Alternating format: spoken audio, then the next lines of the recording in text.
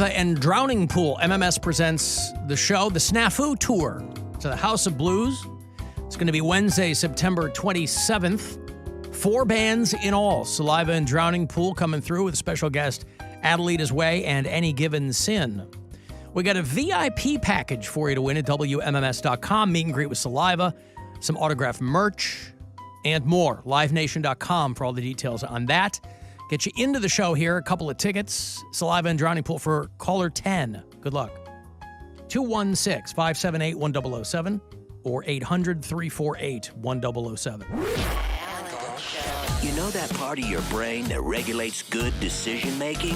Thanks for turning that one off and turning on the Alan Cox Show.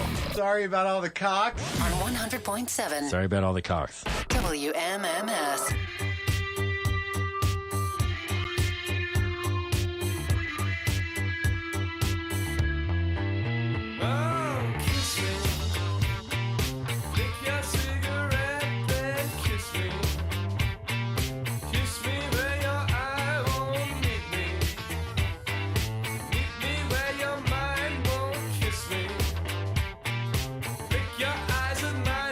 Any Franz Ferdinand fans?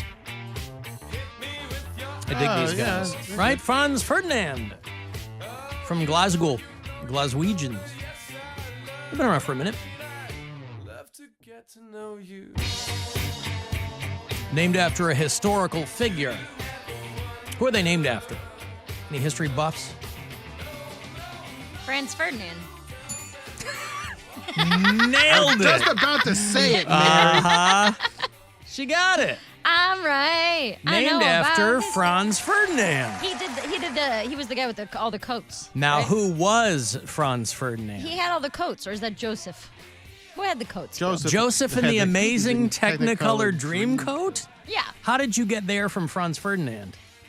You know. I don't. No, was he a war general or something? Franz Ferdinand, his assassination started World War I. Ah, so close. He was a guy that was going to be running the, they had a lot of empires back then, all over the place, regional, around the world. He was going to be running. If you had a lot of empires, do you really have an empire? Well, I mean, there were a lot of empires, I guess. He was going to be running the Austro-Hungarian Empire, and it was his assassination that they attribute to the beginning of World War I.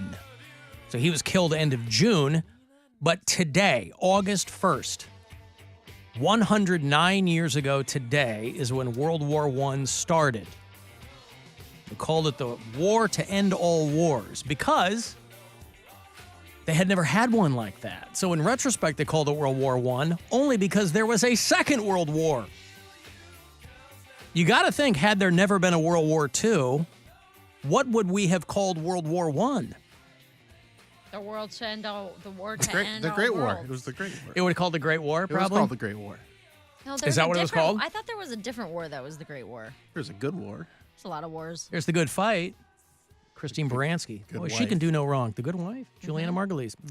No, I was thinking about my grandmother because, I've talked about my grandma. My mom's mom died almost, she was 103. She died a couple of weeks before, but I was like, holy cow, she was born. My grandma lived through everything. And, people that age, my grandma was born in 1913. So World War I starts the next year. And then she lives through the Spanish flu, which was a few years after that. All these guys coming back from World War I were spreading the Spanish flu. That guy who's 127 who just died. The guy that just died in Brazil. Yeah, he lived through all this. The Wall Street crash of 29, right? The Great Depression. World War II. She lived through the adoption of the Civil War. Star-Spangled Banner. The Civil War. Right. There wasn't even 50 states. No. It wasn't even our national anthem until she was in her late teens. Holy mackerel. Anyway, for you World War I buffs, I don't know if I think most people who were buffs of that nature are probably dying off. That's why you have so many young people now that are into Nazis, because they're too young. All the people who fought the Nazis are dying. All the old people that could tell you, yeah, this is no good. Those people are all dying. So there's no sense of history among younger people. because they're barely taught it. More important, I guess, to tell them that slaves picked up a couple of good tricks here and there. Oh. But speaking of Florida, by the way, congratulations to all of our bureau chiefs down in the Ohio of the South. Leprosy is blowing up in Florida. I thought that was a Bible thing. Oh, it's a real thing, but it's usually something that you find in like Brazil and India and Indonesia. rainforest. Yeah, where like the bugs crawl into your brain and stuff. It's not really around Leprosy, here. the CDC says that Central Florida is accounting for a lot of leprosy cases. It's technically called Hansen's disease. I'm sorry? No, I think it predates. You can't get that song. That would be really annoying if you just couldn't get Mbop out of your head. That's leprosy, Hansen's Hansen's disease. S-E-N. It predates the band and I can't control my horny level. It's got nothing to do with Chris Hansen either. I can't control my horny level. Although he was making things happen down there in Florida. I can't have a seat right over there for some reason.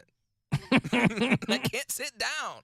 I've told the story before, but every time I hear of leprosy, I think of that one exterminator show where it's just a hillbilly who goes around and he was under someone's porch in Texas chasing out an armadillo, and he goes running after it, and he goes, "You gotta catch him! The damn dillas carry leprosy." The Dillas. the damn dillas. Uh-huh. And that's what I think of every time I hear about leprosy. I'm like, it's those damn dillas.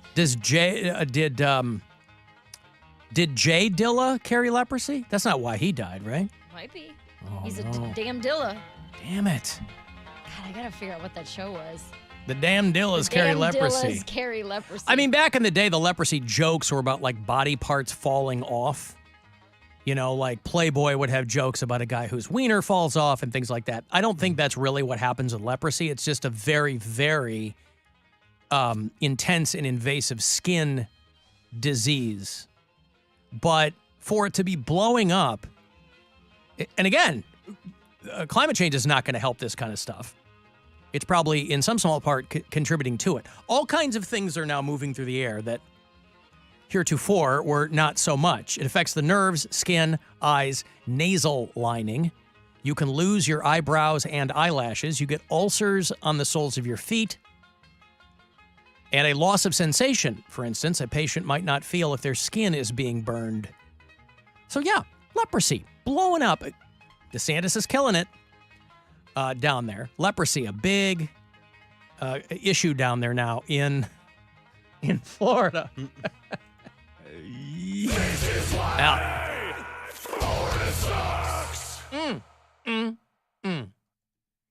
can always leave us messages. Alan Cox Show After Hours line. You can drop voicemails there.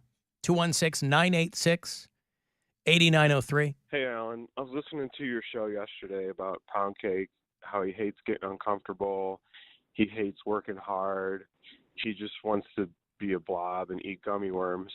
But what if his whole personality, the Menace to Society thing, like, what if that's all shtick? My mom can see dinosaurs and break glass with her mind. I mean, like, he doesn't really believe that. I think his whole personality on the show is fabricated, and he's probably sending his podcasts off to radio stations all over the country, and he'll be rubbing elbows with Seacrest in Manhattan. And what are you going to say then? Oh, I guess that's it. What are you going to say? What am I going to say? Rubbing elbows with Seacrest in Manhattan? Was that what he was getting at? Oh. Well, he doesn't live there. How are you going to... I don't know. Is it all shtick, Poundcake? I don't think it's shtick. Poundcake occupies a very unique space in the world. This is why he's destined to be the best sports talker in Cleveland scene's Best of Cleveland. Vote now at clevescene.com. That guy thinks it's all shtick. He doesn't think that you could possibly be somebody who believes that your mother saw a pterodactyl or that she broke glass with her mind. I will say one thing that is really unique about me. Something unique about my character is I can tell you that it's not all shtick, and you won't believe me. What do you mean? I could tell you the truth, but because I've been so discredited and because I mispronounce words and I don't know what I'm talking about half the time, even if I told you the truth, you wouldn't believe it. I mean, I believe you. I don't think it's all shtick. No, it's not. Think about me being an actor this entire time. Do you know how much work that would take? Do you know how much dedication to never break Well, it's like that dude that leaves messages like, you're writing this sports break. What's going on over there. I would be a A mastermind. dude that calls from Central PA or whatever. I would not just be answering phones. A mastermind. I'm That just- would make you a mastermind? It would make you an actor. A very dedicated one for 8. I'm going on what? In September, it'd be 8 years or 7 years. On the show. I don't know, but what I'm saying is it's not unprecedented in a situation like this for somebody to play a character. I know, but That's what that person suspects you're doing, and I don't believe that. And I'm telling him I'm not playing a character. And the fact that I am so good at being me is that I can tell you I'm not playing a character, and you still think I'm playing a character. Well, because people ask me that quite frequently. They go, Poundcake's making half of that up, right? And I go, I don't think so. My mom called. Most people aren't very good actors. And so, no, Poundcake is These are what you- stories? I'm These sorry. are stories, yes. These are stories from my childhood. That's my right. mom really did see a pterodactyl. She called, or she told really us all about. thinks she saw a pterodactyl. She really does think she saw a pterodactyl. I witnessed her making glass break in the Target, and I witnessed. That's called dropping something. No, she broke the glass with her mind, and then It's called a coincidence. that was the second time that it broke in front of one of us, me or my brother. These are stories from my life, and my stories have never really changed. Well, he's also talking about your mangling of the English language, too. Somebody who wants to be in the communications business, menus to society being a high point here on the program. Yeah, that thinking that menace was spelled M-E-N-U-S. that part. I was doing stick. Yeah. Menace. No, you No, you I was doing weren't. Stick. Yeah. No, I see, you're Yeah, trying I to was. muddy the waters here. I'm doing shtick. I was doing stick. You were not. Stop it. It was menus. to Don't society. backtrack now. If you're going to plant your flag in it, plant your flag.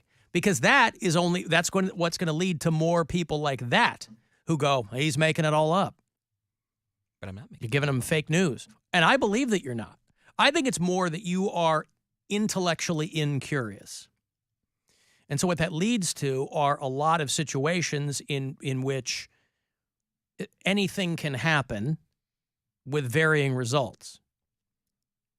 I don't think that your mother believes that she saw a pterodactyl. And I'm telling you that you're wrong. She swears by it. Like she swears. I think your mom is doing shtick with you. She used to play tricks on us as kids. She used to tell us that tapioca pudding was fish eyes. Yeah. Fish eggs is what my Fish- grandpa yeah. told And us. then she said that That's called caviar. Fig Newtons were grasshopper legs. Like she used to do stuff like that. She is But not. those are just playing around with little kids. Yes, but she is not going to keep the same lie since we're kids and still swears by it. Like I'm going to take my mom at her word. Like I'm not going to call Right. her a liar after all these years. No, but I believe that she. But believes as that she you saw it. but as you became a grown person, no one as an adult, with some exceptions, believes the same nonsense they believed when they were a kid. But she wasn't the only one that was in the car that saw it. My aunt saw it too. And what would be your aunt's assessment of that anecdote now? She said she saw it. Like they were all in the car. It was at Cascade Park in Elyria. Even though it's well established, the pterodactyls have been extinct for millions of years. Yes. This Again, is I think this we is not established that news, It was a bird. and this is not news that went beyond your aunt and your mom's perspective. This would have been global news. Correct. Do you know what a big deal it is when they dig up bones of an animal that has been extinct for millions of years? Yeah, but they also just admitted aliens and no one seems to care. Yep. See, they can So- discredit it because they don't believe But anything. nobody the government does. admitted aliens. These headlines are all like, they admitted aliens. Nobody said there's aliens. Oh. People of questionable information said they got some stuff and non-human in nature. I mean, So your mom and your aunt to this day would say, we saw a pterodactyl. Yeah. By the way, not even questioning their own perception. This is what I'm talking about being intellectually incurious. Not even questioning if any of us saw something like that, we'd go, well, that can't possibly be that. Mm-hmm. That can't be. I misunderstood the visual information I was getting. Your mom never doubted what she saw. Well, again, I said, was it a bird that had like a long tail with like a pointy, or like an arrow at the end, whatever it was. And she said, well, if the bird had a wingspan of the entire car, she said it took over the car. It went like that. The wingspan was over both sides of the car. Right. And the tail went above the windshield. And it was sunny, And it so had a it point probably at the end. cast a long shadow. And she probably saw I the wasn't shadow. I wasn't there. Right. So these are urban legends from when she was a kid that she passed on to us. No. These are not urban legends. This is a story your mom told you when you were a kid. But By the way, in your mom's defense, probably never, ever thinking that you would perpetuate the story. Maybe. But she messed around and found out. Like, she tell me stuff, I'm about to repeat it. She had no idea that you would hang on to those for the entirety of your adulthood. I don't know about that because I have heard stories. Nobody wants to see that. We'll get the stick. I have heard like scary stories from my family ever since I was a little kid. Like, my grandma used to tell us scary things, and I don't know. It was just little legends that we grew up with. So I repeated them. I kept them in my adulthood because I haven't really seen anything like that. I tell you guys about, the bag situation. That's the closest thing I have to one of those. And I'll probably tell my kids, and when they're a phone screener on a local radio show, they'll repeat it on that show too. Ouch. What, Like that's like I know, right? we come from a long line of phone screeners. My dad was a phone screener, and you'll be a phone screener too. They'll go, what's a phone? Dad, I want to be a host. No. In this family, we screen phones. But what is the upside of perpetuating those anecdotes? I found it interesting, and again, I only gave you the information that I knew. Yeah. I had my mom call. And explain this, and you guys still don't believe her, so I don't. Yeah, I I'm can't not going to believe that okay, she saw I a can't- goddamn dinosaur. Well, I can't give you any more information than what I was told. I would like her to change her story. She's not going to change for you. I would like I her bet to she admit would. to lying, I is bet what she Bill would. says. You want her to change her story. I would like it because she didn't see a pterodactyl. We would like it to be rooted in reality, is what we would like. But that is less interesting. So from Poundcake's perspective, he's like, it's just more fun to keep this out there. Well, it's easy. My family's just full of liars, so it's great. we We knew have no that. responsibility anyways. Al and I work out here in Illyria, and I've seen this pterodactyl. A lot of people saying that it's probably more likely a blue heron. No. It's a pterodactyl. Teresa said it was. Alan had just voted for Poundcake at clevescene.com. There you go. We would like to get Yes. Poundcake. You can vote every day till Yes. August 29th. So Vote Best Sports Talker. We would like it to be the award-winning Poundcake Sports Break, heard Wednesdays. And we'd love it to be a on the landslide. Alan Cox. Yeah, not even close. 98%. Yeah, well, there you go. The armadillo We so thing? rarely give you marching orders. Those are your marching orders. Say what? The armadillo thing, after some light Googling, I think it was Billy the Exterminator. I don't know if you guys ever watched that show on A&E. No. It's this he's like a rocker dude, and he's got spiky blonde hair, and He's like the Guy Fieri of Remember that a little bit. Billy the Exterminator. It was on okay. A&E. I can't find the episode, but I was looking through it, and I'm like, I think this is the guy who was like trying to fish it out from under a desk. This says he went to jail. But that tracks, yeah. He wasn't on. I think he was on for like 9 seasons or something like that. It was a long time. 2013, substance abuse evaluation, and okay. But I think that was the guy who was the damnedillas give you leprosy. The damn Dillas. Yeah, he looks like a touring member of Nickelback or something. Yeah, right, yeah. All right. I'm pretty sure that was him. Well, you can still watch it on the A&E app, probably. I got break here. If you want to send a text, 35192. I got Guardians tickets for you on the way back. They are going to be